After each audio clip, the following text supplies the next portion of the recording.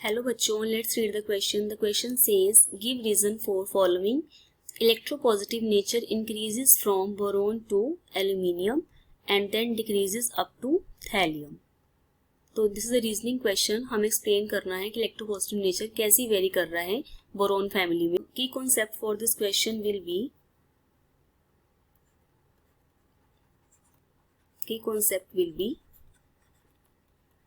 Electropositive character. हमें पता होना चाहिए इलेक्ट्रोपॉजिटिव कैरेक्टर क्या होता है. And second key concept is ionization enthalpy.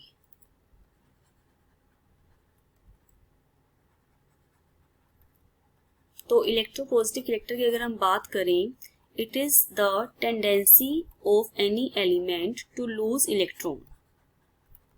कोई एलिमेंट कितनी ईज से इलेक्ट्रॉन को लूज कर सकता है उसका इलेक्ट्रोपॉजिटिव कैरेक्टर बोलते हैं. एंड इसको ही दूसरा नेम क्या होता है, दैट इज मेटेलिक कैरेक्टर. जितना किसी का इलेक्ट्रोपॉजिटिव कैरेक्टर हाई होगा उतना ही उसका मेटेलिक कैरेक्टर क्या होगा, हाई होगा. तो अब आते हैं आयोनाइजेशन एंथैल्पी पे. Ionization enthalpy is the energy required to remove outermost shell electron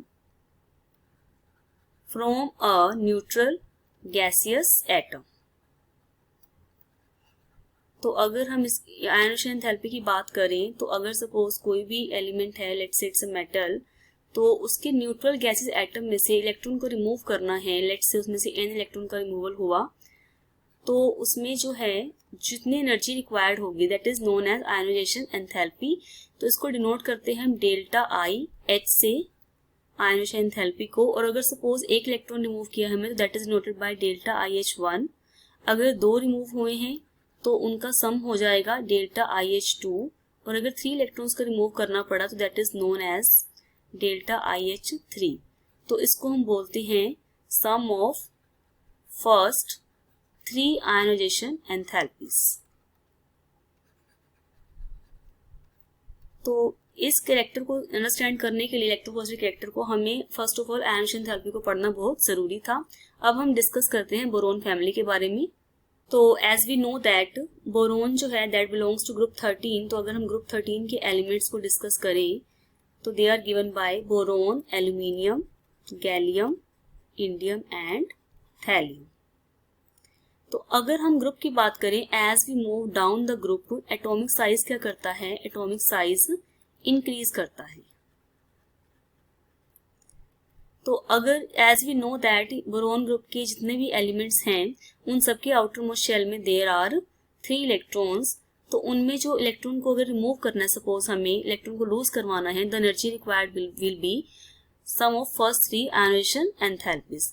अब इसमें एटॉमिक साइज इंक्रीज करता है अलॉन्ग ग्रुप, बट एल्यूमिनियम और गैलियम केस में थोड़ा एक्सेप्शन थी. एल्यूमिनियम का साइज लिटिल बिट बिगर होता है कंपेयर टू गैलियम. तो वो डिस्कस करते हैं अब हम. दैट बोरोन में क्या होता है कि बोरोन के 3 इलेक्ट्रॉन्स को निकालना इज वेरी डिफिकल्ट, क्योंकि उसमें क्या होता है sum of first 3 ionisation enthalpy is very high because of its small size. Boron का साइज क्या होता है, स्मॉल साइज की वजह से इसका जो बोरोन का साइज स्मॉल है तो sum of first 3 ionisation enthalpy becomes very high.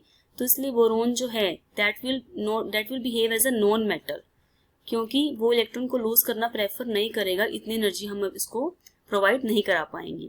But if we talk about aluminium, तो एल्यूमिनियम का साइज क्या था, बड़ा था. तो इस केस में जो सम ऑफ आयोनाइजेशन एंथैल्पी क्या होगा, थोड़ा सा लो हो जाएगा. आयोनाइजेशन एंथैल्पी जो है सम ऑफ उसका जो है 3 आयोनाइजेशन एंथैल्पी का थोड़ा लो होगा. तो boron behaves a good metal, क्योंकि इसमें इलेक्ट्रॉन को लूज करवाना is very easy.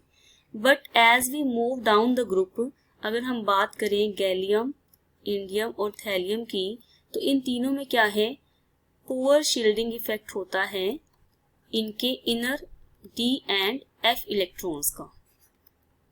Poor shielding effect by D and F electron. तो उससे क्या होता है, इसका इफेक्टिव न्यूक्लियर चार्ज बढ़ जाता है क्योंकि शील्ड नहीं कर पाते वो न्यूक्लियस को.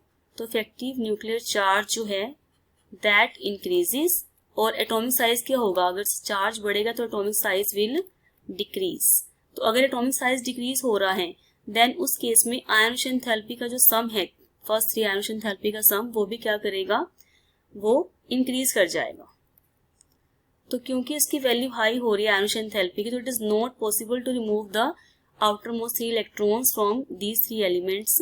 तो गैलियम टू थैलियम अगर हम डिस्कस करें तो उनका जो इलेक्ट्रोपॉजिटिव कैरेक्टर होगा वो क्या होगा, that will be lesser, that will be lowered. तो अब हमने इसमें क्या अंडरस्टैंड किया है कि इलेक्ट्रोपॉजिटिव नेचर जो था, boron was behaving as a non metal, aluminium is behaving as a metal, और इलेक्ट्रोपॉजिटिव कैरेक्टर बोरोन से लेकर एल्यूमिनियम तक क्या हुआ था, इंक्रीज हुआ था because of sum of first 3 ionisation enthalpies. And gallium to thallium क्या होता है, वो इलेक्ट्रोपॉजिटिव कैरेक्टर डिक्रीज करता है। So I hope you all understood it well. Best of luck.